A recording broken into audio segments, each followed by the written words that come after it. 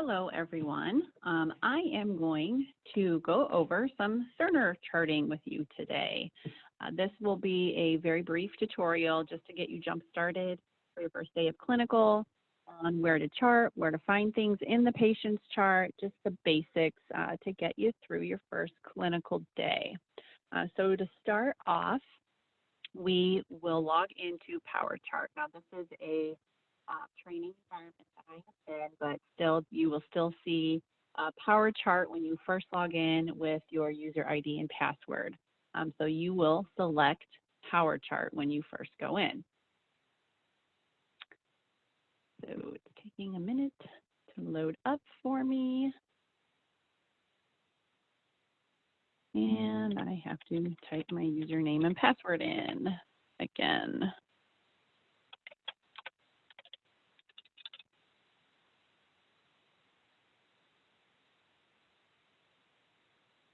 Okay. So now we are in PowerChart.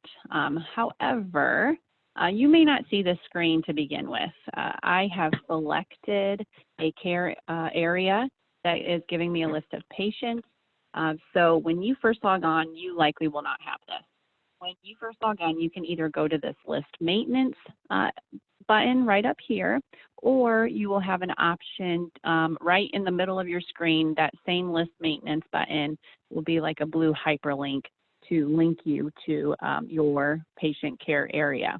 So what you're going to do is you're going to go to that little wrench there, pick your list maintenance, and you're going to likely not have an active list, and you're going to need to create one. So here you're going to go to the new button. And in the new area, you're going to pick your location. And in your location, then you're going to go to next. And then you're going to go up here again to your location and hit that little plus sign right next to it. That opens up all the different LHN facilities and areas. And where you're going to scroll to is going to go down. We're going to go to Lutheran Hospital as soon as I can find it. And here we are. Here's Lutheran Hospital. We're going to hit the plus button again and one more time. And then it opens up all of our units. So for today, you could be going to various different locations, whether it's telemetry or med-surg or any of those. But today I am going to go ahead and choose neuromed-surg. So you often see that they start with INLH, but then after that will be the abbreviation for the unit that you're on. So I'm going to go ahead and pick the entire neuromed-surg. I'm not going to hit the plus sign and just pick the patients I have today, because if you're going back to the same unit week after week, you're going to want the whole patient, the whole unit census. So I'm going to click that box for neuromed-surg, and then it's going to put that right down there at the bottom. It's going to say INLH neuromed-surg. You can change the name of that if you'd like. You could change it to just make it say NMS. You can abbreviate it whatever way you'd like. I'm just going to leave it the way it is. Then I'm going to go to finish. Now I do have it over in my available list, but in order to be active, I need to put it into my active list. So I'm going to click on my available list of neuromed-surg and push my blue arrow and put it over here to my active list. So I now have that as my active list. Then I'm going to hit OK. So it takes a couple minutes. And now I have, so here was the list I already had, but I'm going to go to my neuromed-surg since that's the one I had picked. And now I have this, here's what you might see as well. So you have your whole list here. On your initial screen, you might have this list maintenance. So that's what I had mentioned, that you can go back and forth to either one. And you know what? I'm wondering if there is just no active patients. There must not be any patients in my neuromed-surg. So I'm going to go back to my med-surg 4A list, since I did have some training patients in that area. So when you go back to that, I'm going to go back here. Now I have had already established relationship with this, but so you will not see all this. But so what you would want to do is click this establish relationship button, and then that will give you the option to pick your role, as a student nurse or patient care tech. For RNs, it either will be primary, secondary nurse. So it'll help you establish that relationship, because then you can open up your patient's chart and start charting. So here is your beginning Care Compass screen. So here in the Care Compass screen is where you'll see your list of patients. Now, like I had mentioned, I've got the entire unit showing up here, but you can establish a relationship with just only your patients. So that way, not all of them will be active.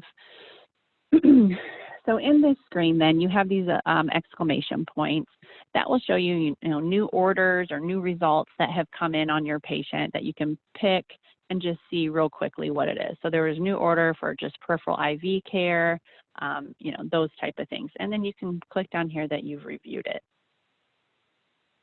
So that just shows you real quick kind of new things like that can alert you that there's new things that have occurred with your patient. Then this little arrow here, if you click over on that arrow, it will open up your to-do list.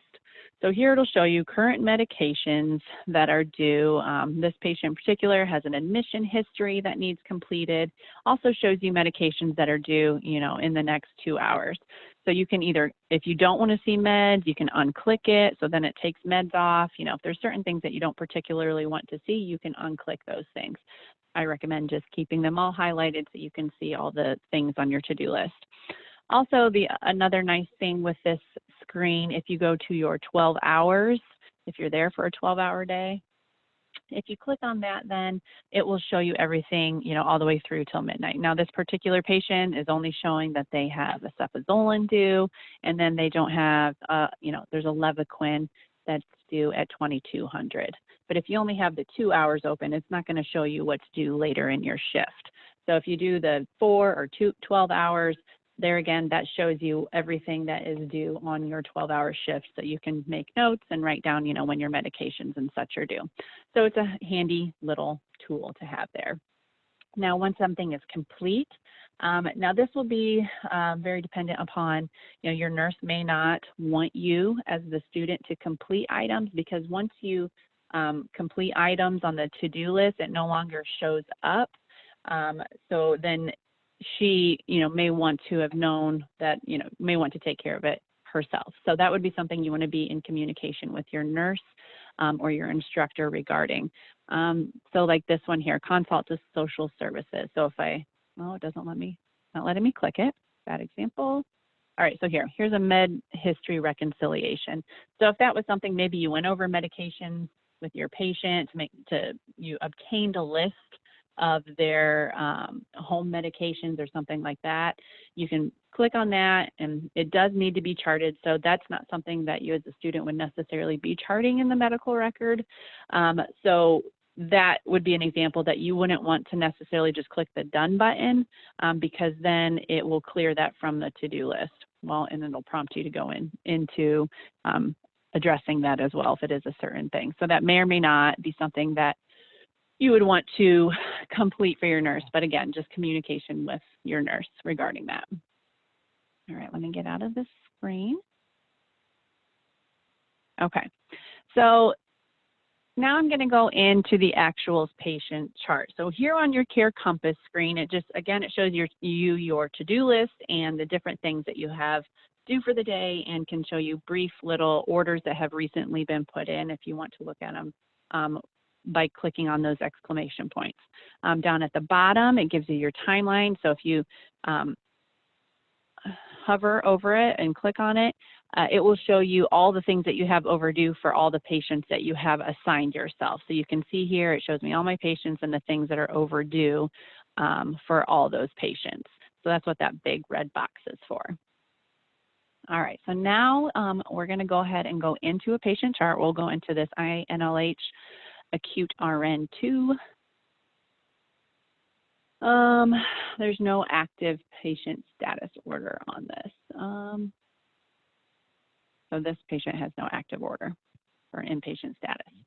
But here is once you go into your patient's chart, this is a nice overview of labs, vital signs.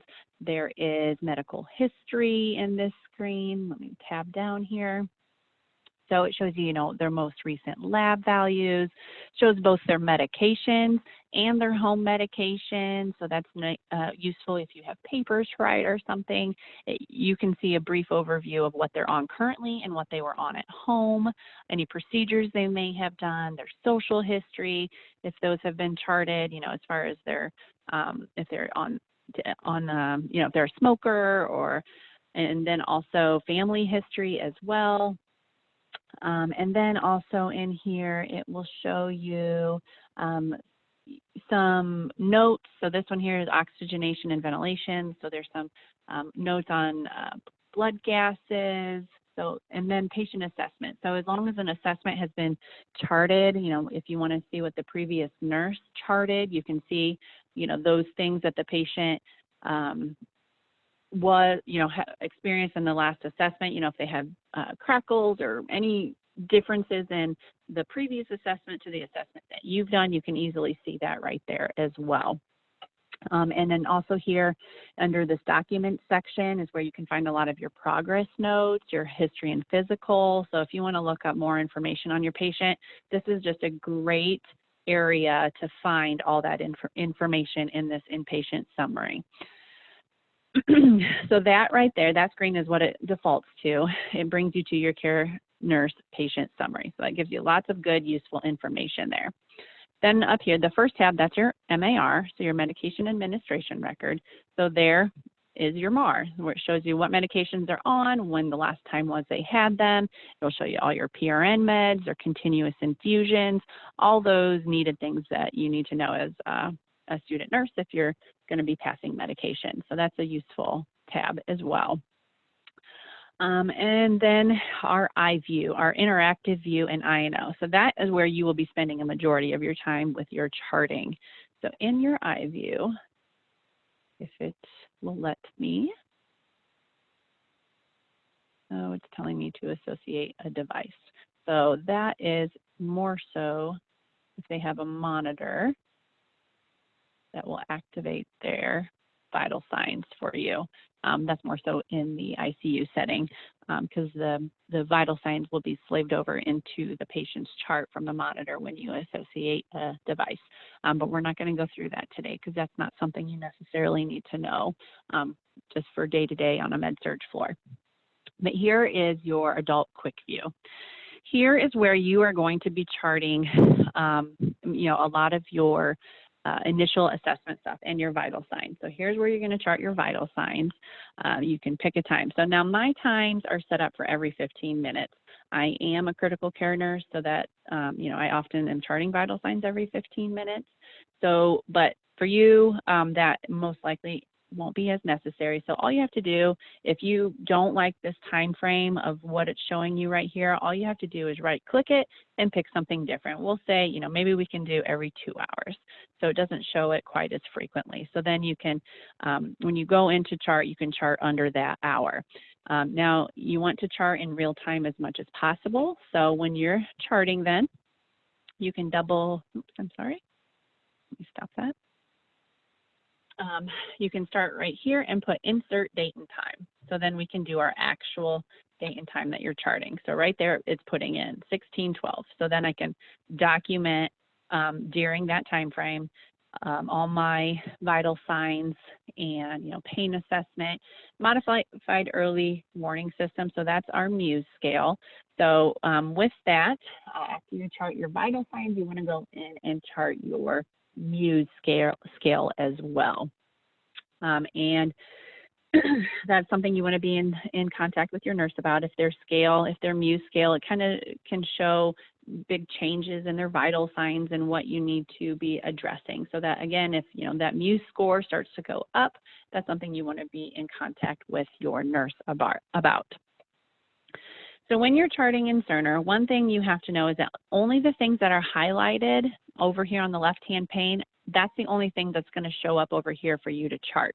So you can see the only thing, there's nothing down below that I have charted or highlighted, so it's not showing up over here on the right-hand side. So you have to go through and pick and highlight everything that you want to chart. Now, I recommend in the quick view, you do your vital signs and then your screening tools that we have to do once a shift. So those things that we have to do once a shift, our sepsis screening tool, our Braden, our fall risk, and then coming down here further, frequent documentation. So that's another, our frequent documentation is the tab that we use to chart our hourly rounding. So you want to do that, and then you have your VTE risk assessment is there as well.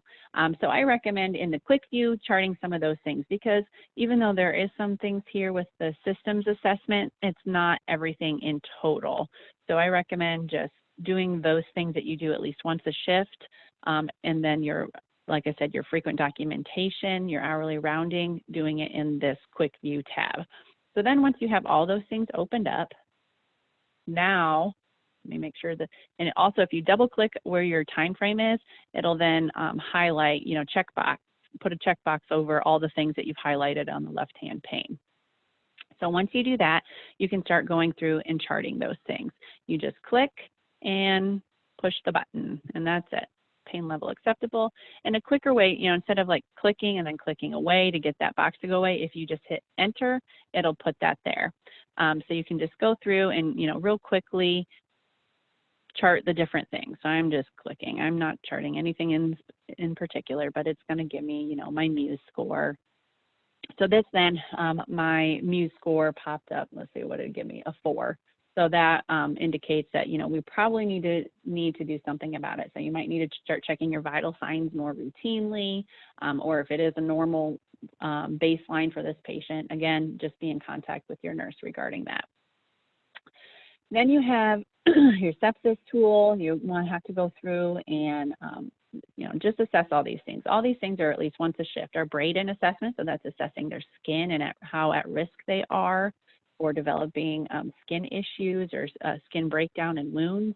Fall risk assessment, we always want to assess if our patient is a high risk for falls and if we need to initiate further interventions. Our frequent documentation. So there again, you're going to be charting your frequent documentation at least every hour, because that's our hourly rounding. Safety watch would only apply if they are on a safety watch where they're needing to be watched like every 15 minutes or something, you know, in lieu of starting using a sitter.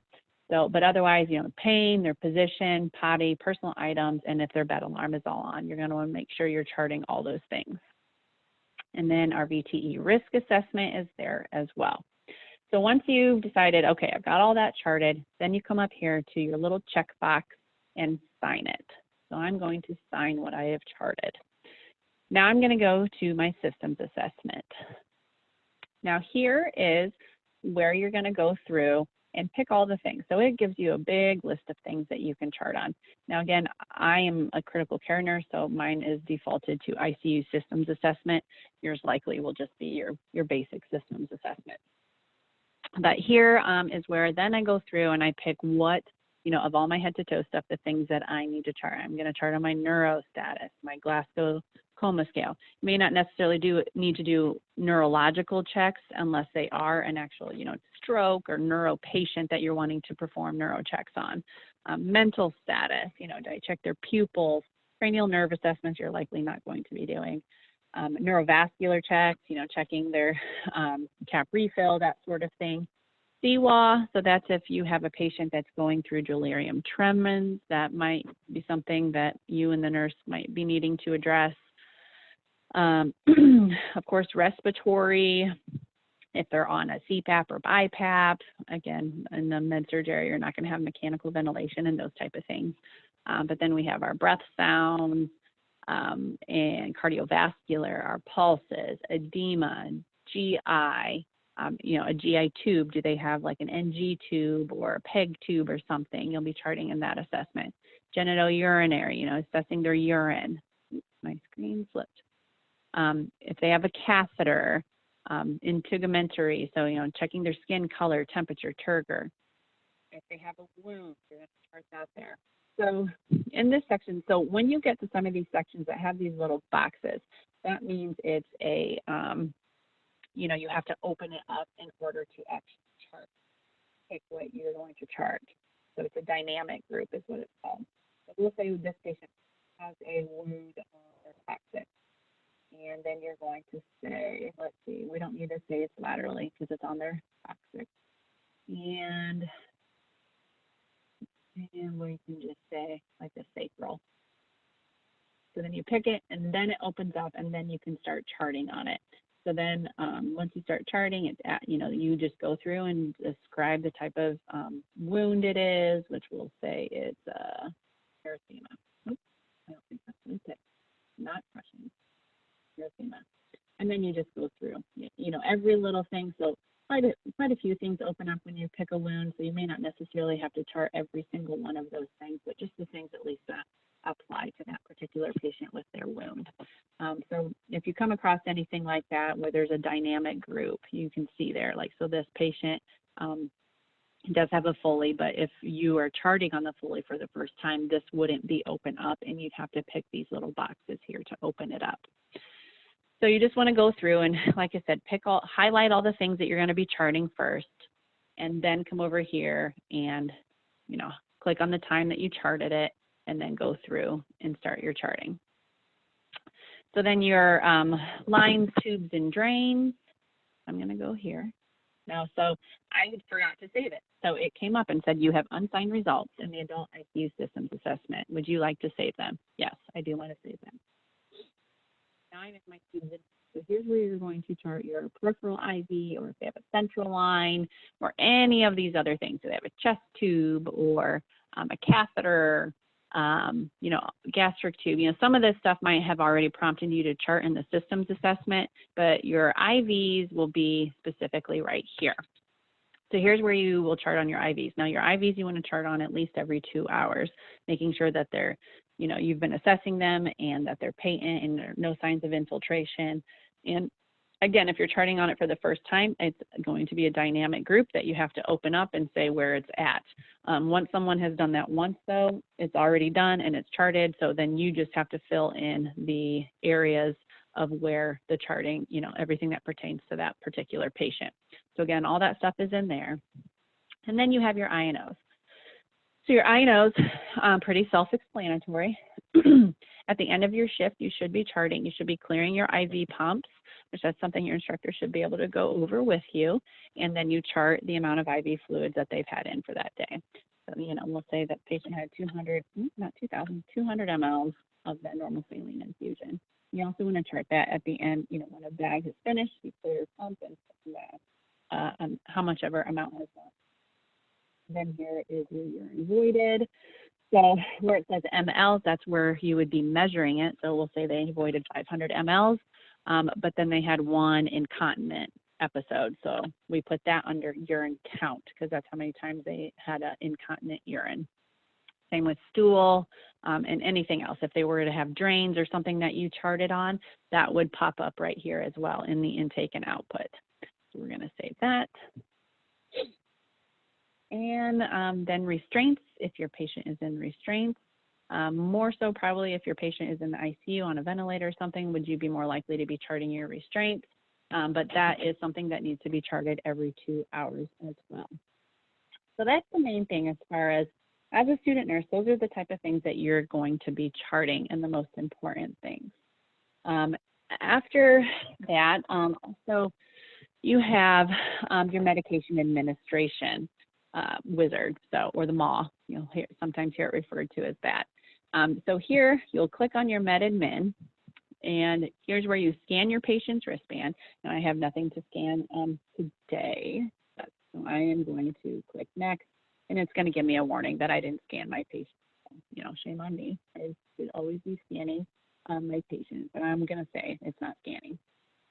So then it pops up the medications that are due. So here's where you would scan your meds and, sign them appropriately, have them double signed by your instructor, and all that information is here. So the nice thing with this, if you're giving scheduled medication, it does also come up and show you the different things that they have due or have PRN. So if maybe you're in there and your patient's like, oh, but I'm having a headache too, can I have something for pain? You can look right there and it'll show you what they have, that they can have PRN. Now you would have to go back into the MAR and see when the last time was that they had it, but at least you can see here what they have available for them. but in a lot of these areas here, so I'm going to hover over this. Good. Oh, that's just I thought it was a sliding scale.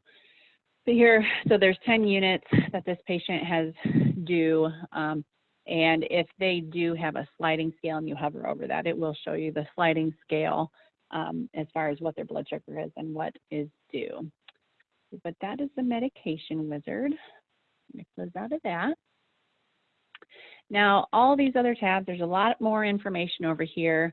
So I'm not going to go through a lot of them because a lot of it is not necessarily something that you as a student nurse would need to be worried about. But one thing is your results review. So here, if you don't see on this initial care nurse patient summary, if you're not finding some of the things that you want to see in this screen, you can go to this results review and you can look up, maybe you want to see how far back, some labs that they've had done. But here you can scroll through and see like all their hematology.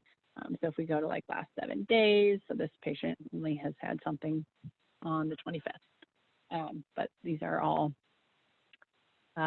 practice patients. So, but like microbiology, if they had like blood cultures or, any other type of cultures done will be here. Diagnostics, if you want to look at a chest x-ray and you just double click on the result and it should pull up.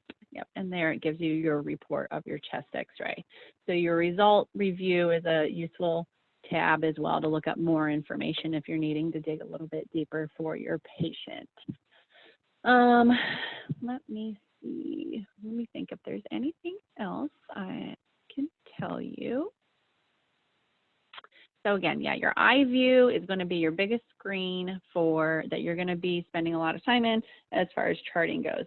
And then with one nice thing with Cerner, once you have put in your initial head-to-toe assessment, when you go to your systems assessment, when you go back, you check on your patient in a couple hours, listen to their breath sounds again, and kind of do another focused assessment, you can go to your reassessment tab.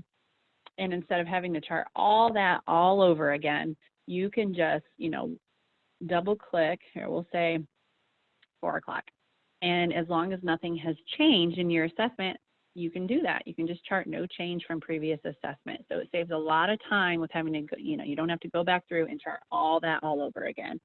Generally, like on the floor, you want to be, reassessing, doing your focused assessments at least every 4 hours. If you're in the ICU, you're definitely going to be doing it more frequently, minimum of every 2 hours or so. But that is just, as long as nothing has changed, then you can just put no change. Now, let's say your respiratory system, let's say earlier they were clear and now they're sounding more crackly. So if I right click here, I can clear my respiratory system, and then I can go down into my actual respiratory area and chart.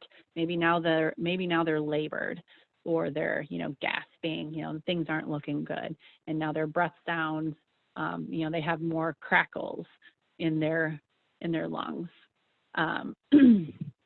So I can go through and change that and just not put anything in that particular area as far as their reassessment, but everything else was okay. So those are the main things I'm going to chart. And the other thing too, you can also add notes to any of your charting. So anywhere where you've charted, in particular, let's say, GI, no real changes, but we can add a comment and say, I'm